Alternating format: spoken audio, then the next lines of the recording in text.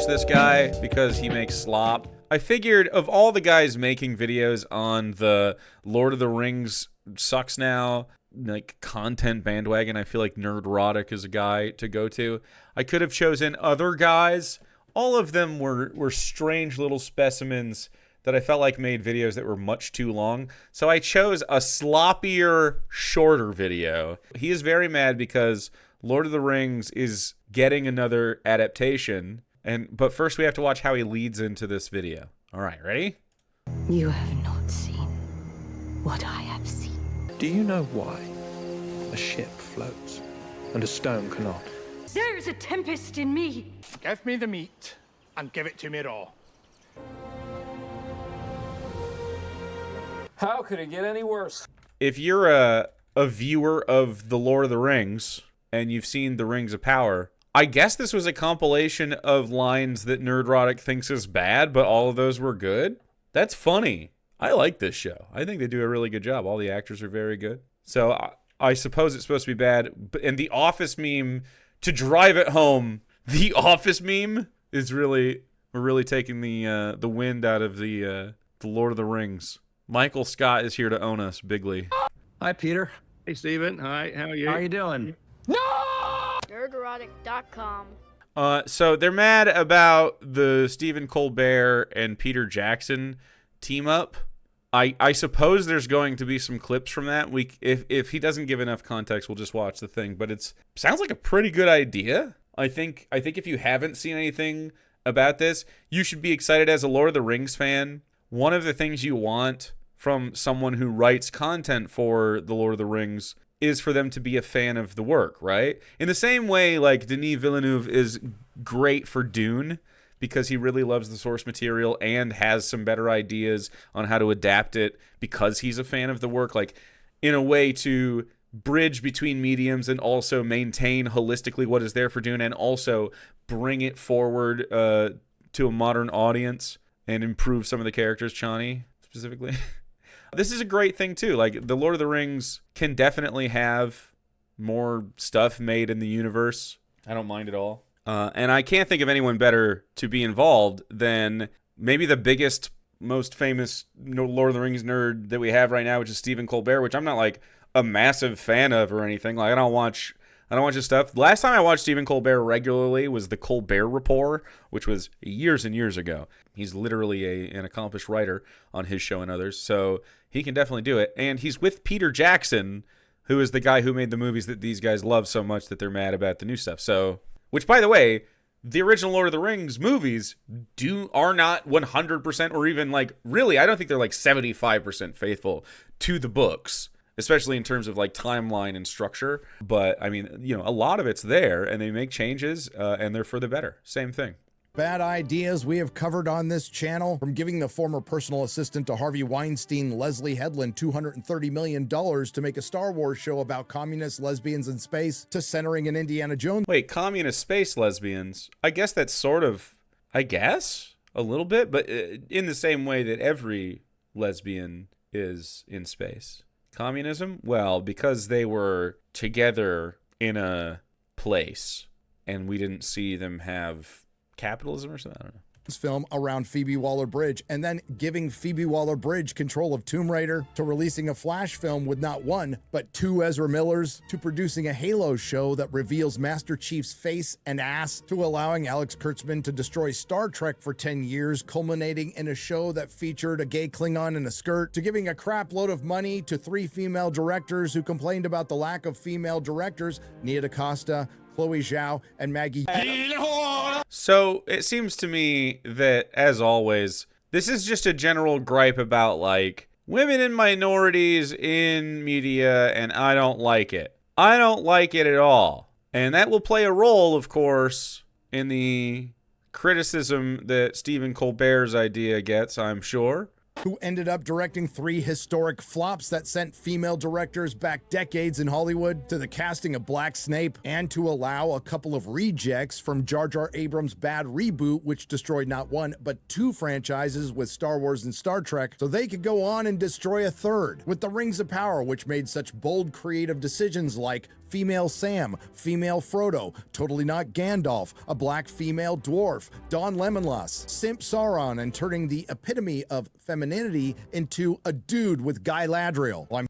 Guy Ladriel? Wait. I know. I don't really watch this slop very much, so this is very boomer-coded stuff. Guy Ladriel I have not heard. I didn't realize she was too masculine for them by the time the second season ended, because in the first season, the criticism was that she was a woman at all, and that it wasn't cool to see Galadriel in her shiny armor flip around and do sword. They didn't like that. But now she's too manly, because she's a competent fighter or something in the show. I mean, she looks elvish, for sure. I feel like elves tend to skew, we'll call it feminine, but like, you know, long, thin, long hair, blonde, maybe even closer to non-gendered at all, but armor means masculinity? Oh, okay. Well, anyway, I think if you're very annoyed by all of these things and you say words like Guy Ladriel, you're incredibly insecure. It's fine if you don't want to watch a fantasy show or something. I don't like, as a Lord of the Rings fan, I would understand why someone might not be into Lord of the Rings. Although I think you have bad taste. I could understand why you might not be like, I don't really care about this story. I'm a guy who likes stories about, fucking, I don't know. What's a person who doesn't watch Lord of the Rings watch? Business dramas. I want Succession and nothing else. Well, I'm here to tell you, folks, Warner Brothers American... This guy obviously loves fantasy stuff, but specifically fantasy stuff that he's already seen. He doesn't want to see new fantasy stuff. He doesn't want anyone else to make any other content. He wants just the same thing he's seen before, which is pretty much just their ethos. Right-wingers cannot make or parse art. Like, the literacy isn't there. They couldn't see in the past when, you know, Superman was woke and telling people that Nazis are bad and racism is bad. You know what I mean? None of that mattered. None of the history lessons from Doctor Who have ever stuck. None of the anti-racist or anti-colonialist messaging from this has ever stuck. None of the communism from Star Trek. No. None of the eco messaging from Mad Max. It could go on and on. We could just point at stuff he doesn't get on this. Dumbest company he certainly doesn't understand fucking Captain America. Holy shit. Have come up with the worst idea of them all. Stephen Colbert's Lord of the Rings. What?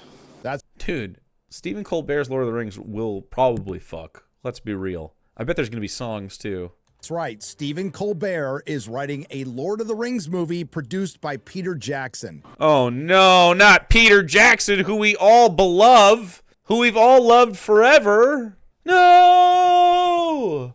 You gotta be fucking kidding. I wish I was, dear viewer. You pointed out, and I just realized that you're right. His hat is a virtue signal. It's been so long, I didn't realize this was the Harry Potter thing. Which, but can I remind you, is a triangle, a circle, and a line. So the virtue signal is I really love Joanne, but also I hate Black Snape. Hates Black Snape, Harry Potter hat anyway. Same guys that buy a pair of Nikes to burn them in a barrel when Colin Kaepernick like knelt for Black Lives Matter. They go out and buy a fucking $200 pair of Jordans, throw them away. We're with the reveal of Black Snape today and Stephen Colbert, Lord of the Rings. Black Snape today. Look at your fucking hat, brother. What? Been my own personal 9/11 times 1,000. This would be worse than getting your family killed with some planes? Okay, well. And before the Skydance Paramount sale. Everything is just, I guess, a reference to a time when he was younger, but here we are. Goes through, it seems that Warner Brothers is determined to outsuck Amazon's The Rims of Power, who released the first season of their The Rims of Power? It's just a deluge of cringe, dude. He just if I say the word wrong, I'm making fun of it. Abomination. I'll never get this. This is like a Trumper thing. On the anniversary of Professor Tolkien's death. So Professor Tolkien, he did die. I mean, it would be impossible not to have something happen on September 2nd forever. Someday stuff was going to happen. So, not to be outdone, Warner Brothers, America's dumbest entertainment company, and Peter Jackson decided to announce Stephen Colbert's Lord of the Rings on Tolkien Reading Day. We've actually got another film that we'll be making after Hunt for Gollum. So I thought I should tell you a little bit about that. Oh, actually, why don't I get somebody else to explain it? Because we've got a very special partner that we're working with, and you can see for yourself. Hang on. There we go. Hello. Oh, come on! Hi, Peter. I love that he's just triggered immediately. I guess the joke that's recurring in this is Nerdrotic and all boomers like him are triggered little whiny babies that don't have the creativity or clout to go make their own art, and so they spend their days instead whining about other people's art. Like, has he ever tried to write something for himself? Write something better. Let's see it. Go get a Lord of the Rings movie produced, dude. If it's good, we'll all like it. But will he? No, I can't do that. Why? Have you tried? Well, no, see, I'm not one of the liberal elite Hollywood Nepo baby. Okay, me either. Do you think that you could still make so you don't think you could make the art and only Stephen Colbert can make the art and you can't? No, Stephen's not better than me. I mean, I guess you got to figure it out, dude. You figure out, pick your lane. Make good art then. Jesus wept. Stephen Colbert is writing a Lord of the Rings movie produced by Peter Jackson. This can't be real. It hasn't quite sunk in yet. And when I first heard the news, I had to make sure it wasn't April 1st. Why would you post a video where you just crash out the whole time and you're sad? This timeline is bonkers, but I believe I have an explanation. While I hate to agree with Matt Walsh, whose pop culture takes are about as good as my geopolitical takes. Why would you say out loud that you don't have good geopolitical takes when that's at the very core of your entire channel? Huh?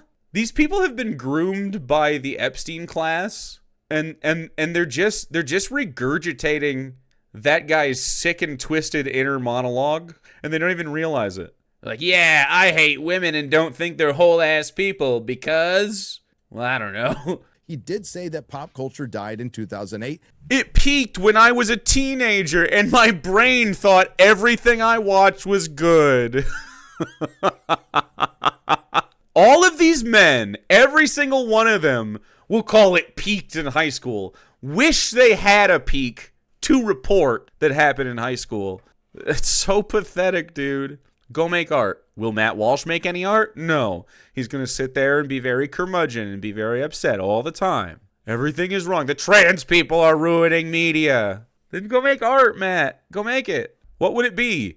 Man sits on porch and is angry that other people are living their lives. For him to be able to write fiction or any art whatsoever to any amount of quality would take an amount of empathy that him and other right-wingers just simply are not able to possess.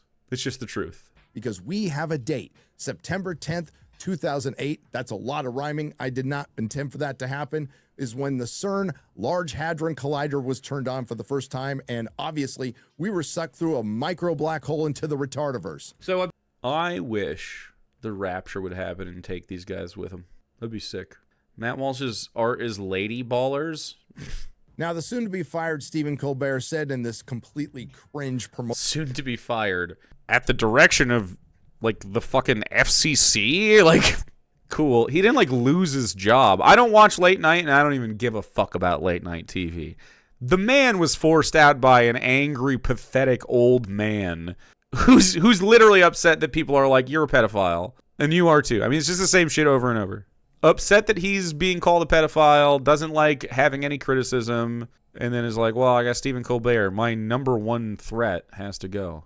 All this does is mobilize people in the correct direction, which is good, I guess. I have a theory as to why this is happening now that we'll get to. You know what the books mean to me and what your films mean to me. But the thing I found myself reading over and over again were the 6 chapters early on in the Fellowship that y'all never developed into the first movie back in the day. It's basically, the chapter is 3 is Company through Fog on the Barrow Downs. And I thought, oh, wait, maybe that could be its own story that could... 3 is Company through Fog on the Barrow Downs. Aw, those are some of my favorite chapters, too.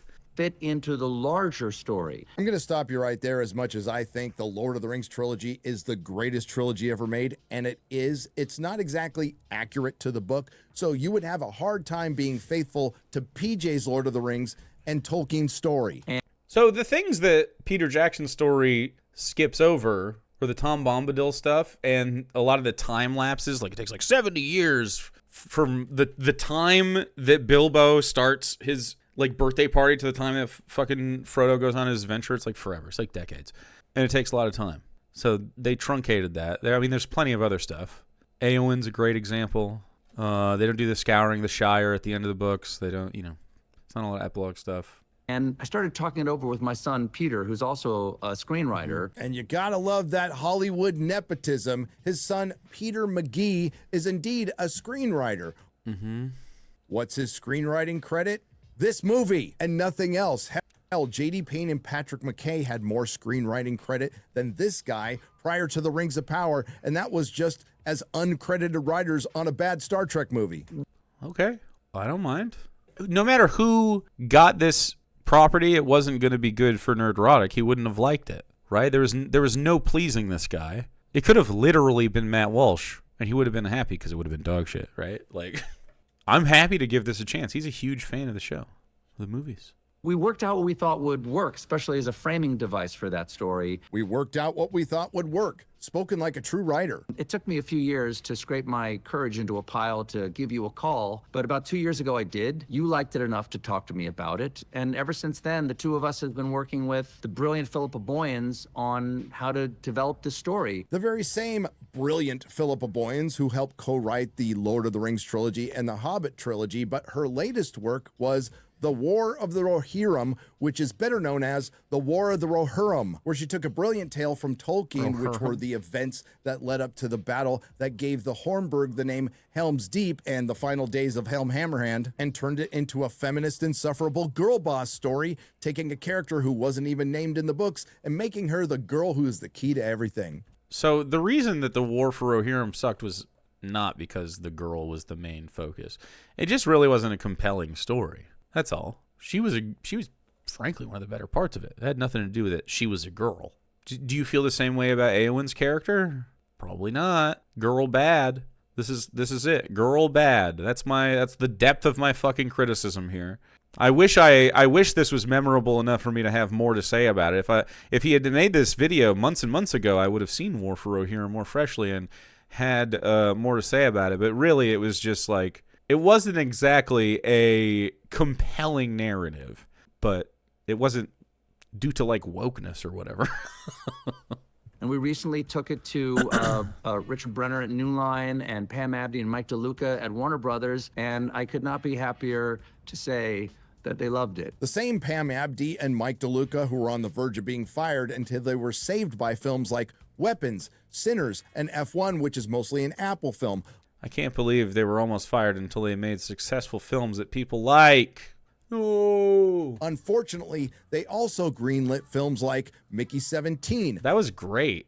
Did you guys see Mickey 17? Genuinely good movie. If you haven't seen this, Joker 2. that was bad.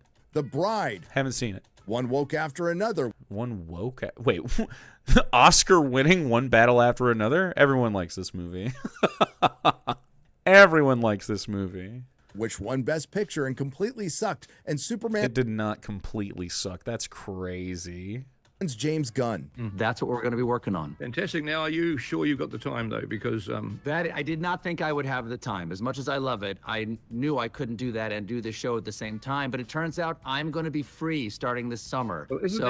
isn't that fortunate? Isn't that a eucatastrophe right there? Eucatastrophe is a term coined by J.R.R. Tolkien, which is essentially Deus Ex Machina, a sudden miraculous turn of events in a story that saves the protagonist from seemingly inevitable defeat. I would argue this is just a catastrophe. Hiring a Just a catastrophe? politically divisive Politically divisive? Oh my god. Dude, I want someone with no opinions writing my Lord of the Rings. I don't want them to have a single fucking opinion. I don't even want them to know who Donald Trump is or make any quality judgments. And if they correctly identify that what he's doing is not a great job, I fucking don't like it. I can't handle criticism. I am a boomer man. a white one. And it bothers me a lot. To get criticized is very painful. Up late night comedian who hasn't been funny in years, and I would argue has never been funny, He's clearly been funny. Like, clearly. Everyone agrees Stephen Colbert has what it takes to do the job he's been given. Like, probably the best of them. Better than Jimmy Kimmel, better than Fallon for sure. I won't watch any of them, though.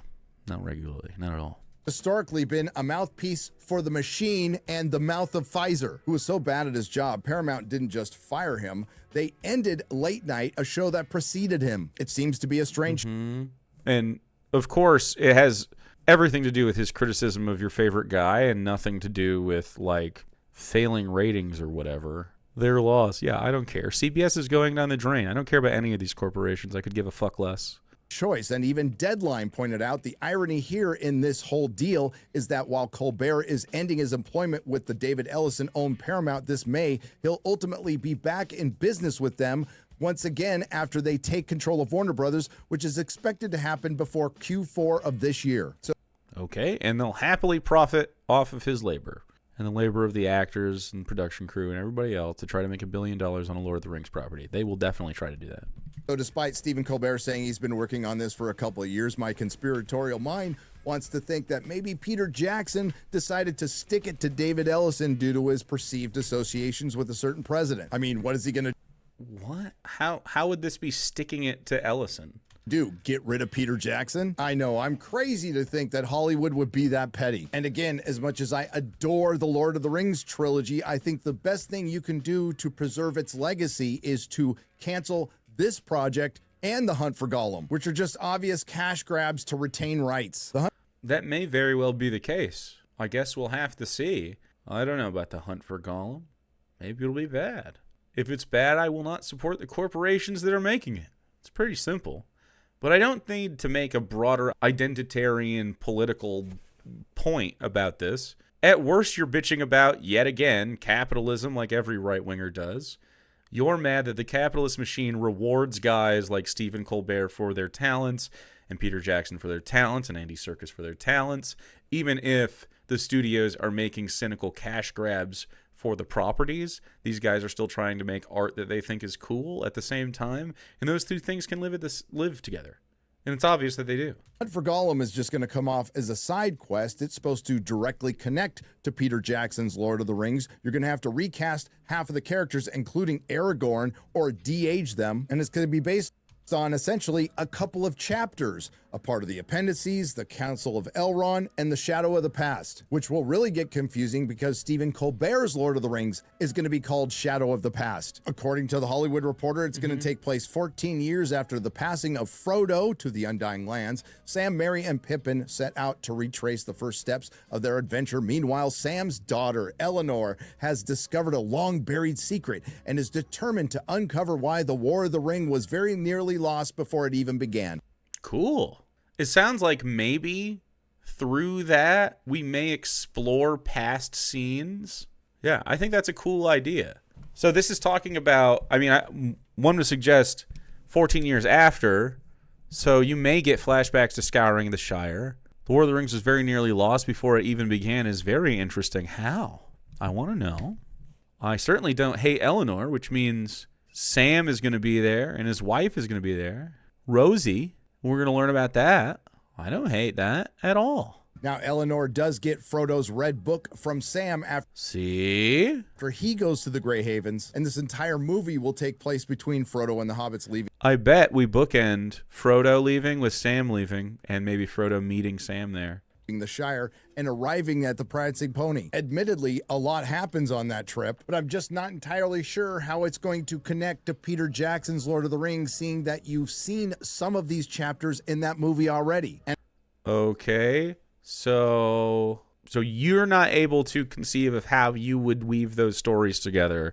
And so because you don't have the creativity to do that, Stephen Colbert and Peter Jackson can't do it? Seems like a bit of a fallacious take. And as the soon-to-be-fired Stephen Colbert said, this movie will be based on chapters 3 through 8. 3 is Company, A Shortcut to Mushrooms, A Conspiracy Unmasked, The Old Forest, In the House of Tom Bombadil, and Fog on the Barrow Downs. Yeah, some of the best early parts of the book, for sure. But you could see how Peter Jackson, if you've read this, you could see why Peter Jackson, skipped.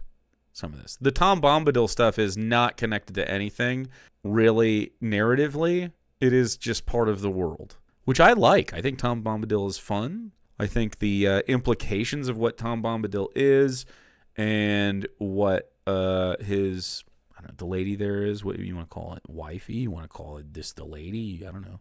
Fog and the Baradons is super scary. Who's Tom Bombadil? That's a great question. Tom Bombadil is a fantastical, some think very similar to Gandalf, maybe. Some think maybe the god of creation itself in the story.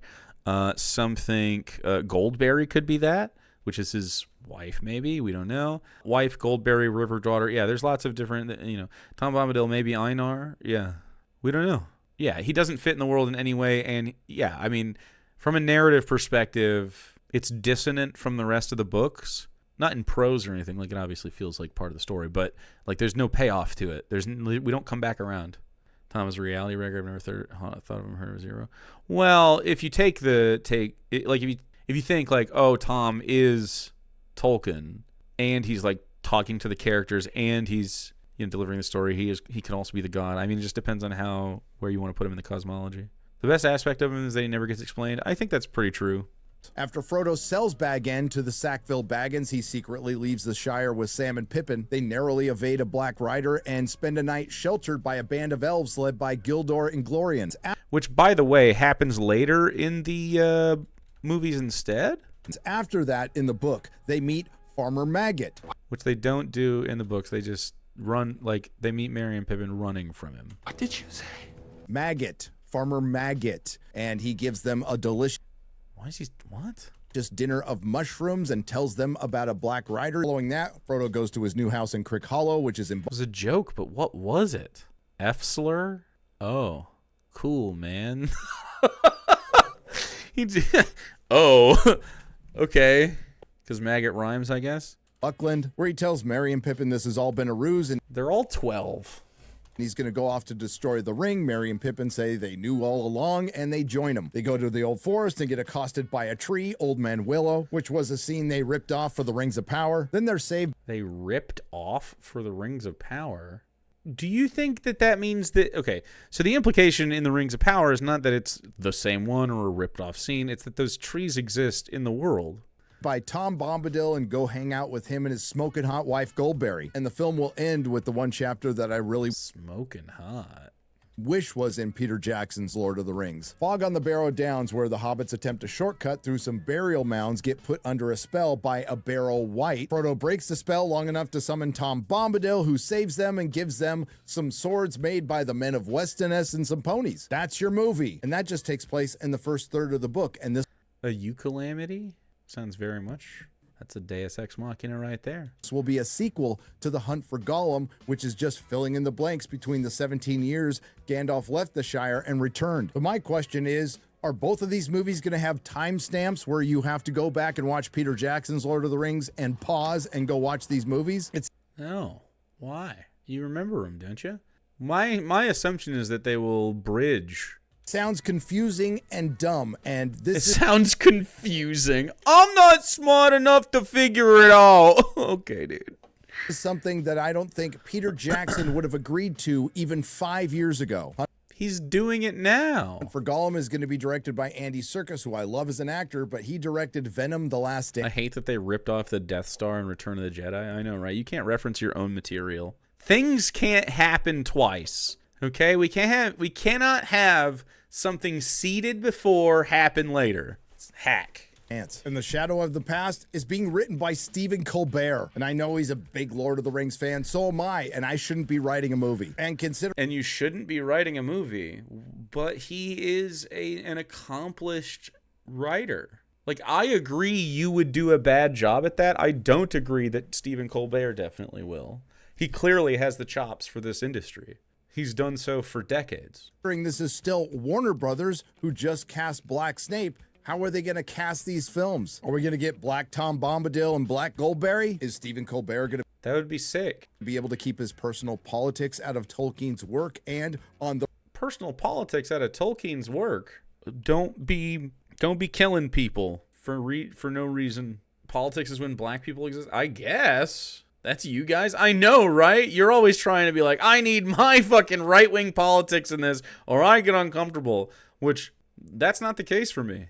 A red carpet for any promotion. Some would say he wouldn't dream of it. That would be preposterous. I would say if you believe that, you're a sweet summer child. It's just more proof that Hollywood is completely out of ideas. And as the AI... Completely out of ideas. Here's a brand new extension to the Lord of the Rings movies. Apocalypse approaches, they decide to fight it with creative bankruptcy. And despite... The AI apocalypse approaches... And you're saying that they have creative bankruptcy? It's like he doesn't even know the words he's saying out loud. Simon Tolkien being the one who came up with the Sauron should be a Walter White story, I have to give some credit to the Tolkien estate for not letting Hollywood get their hands on the Silmarillion, the Children of Hurin, the Fall of Gondolin, Beren and Luthien. All would be great stories that would make great movies or TV series. The only problem is there's no one in Hollywood who has the ability to adapt them. And so why don't they have the ability to adapt them? What do you need them to do that they're unwilling to do? Why don't you adapt them? And that's a good thing, because I'm not excited for these two movies. The only thing Blood Meridian can't be remade about, like, is just the violence. Like, the tone of the book is hard to convey in film. Jake defeated. Their nostalgia is so toxic they can't even allow anyone to write about the worlds they claim to love. I know, right? Like, Blood Meridian just has lots of over-the-top violence that in a movie may come across as, like, not as disgusting as it ought to, because when you're reading the book, the point is that they're bad, and, like, you're with the best guy in a group of fucking pieces of shit, and he still isn't very good. You know what I mean? Like, Blood Meridian is a very specific vibe. I think it just would not work. I think it would come across as way more gratuitous than the books, and they are gratuitous, but the point is not gratuity. The point is reality. It feels gratuitous to read the real stories that happened in the book that are based on real life, because Cormac McCarthy literally followed the path of this fucking gang of, like, murderers and wrote a book about it. It's crazy. Still haven't read it, but I would like to. It's great. I mean, it's really good. Anyway, no problems with the Lord of the Rings trilogies. I'm going to worry about that. Obviously, I wish they weren't being made. So, David Ellison, if you're listening, shut both of these movies down if you can. But if you can't, at least shut down the Stephen Colbert Lord of the Rings if you want to preserve Peter Jackson's legacy, because apparently he doesn't. Looks like we're a long way from this. Fire up the clip again, Garrett. We didn't want to put any of our own baggage. I mean, we had no interest in putting our messages into this movie, but we thought that we should honor Tolkien by putting his messages into it. And right. Women can do stuff is definitely one of his messages, which is very woke. For every win, there's a loss. Within the last 72 hours, Starfleet Academy was canceled. That's great. Unfortunately, it's only after its second season, and it still ruined Star Trek. And within... It ruined Star Trek? Starfleet Academy did? I didn't watch it. Isn't Blood Meridian CRT critical race theory? Is that what you're saying? The thesis of Blood Meridian is that white people dance with the devil in order to murder minorities for the sake of money and land. And that's not good. I don't think you're supposed to come away liking the characters in it. By the pale moonlight? Sometimes. Or the Blood Meridian. The last 24 hours, we've gotten the reveal of Black Snape and the announcement. Dude, Black Snape is a big problem. We're going to have to deal with Black Snape because I'm mad, okay? They in the transphobic wizard show, they put a black guy, and that makes me fucking mad. Black guys should not be able to be in wizard shows. Of Stephen Colbert's Lord of the Rings. At this point, by the weekend, I wouldn't be surprised if we hear that Jimmy Kimmel's writing a Star Wars movie. And we'll end with a message to Hollywood, just in case you're wondering why your industry is cratering. Well, I'll give you one example. Stephen Colbert is writing a Lord of the Rings movie. An announcement Man, this content is not good. That thankfully most everyone hates, proving that Hollywood will never leer. Nerdrotic.com. The whiny boomer phenomenon, that could end. And I think society would be better for it. I think we'd be like, you know what? Life is pretty good without all those whiny boomers constantly just fucking whining about everything. Pretty much the whole bag now. Left-wing media, lots of art, people trying stuff, people, writing their hearts out. Right-wing media, Simply negative reviews of left-wing media. That's what they're limited to. They don't create anything. They don't even create anything politically. They just destroy. It's whack. Go write something. It's not like the right wing's going to. You can do it.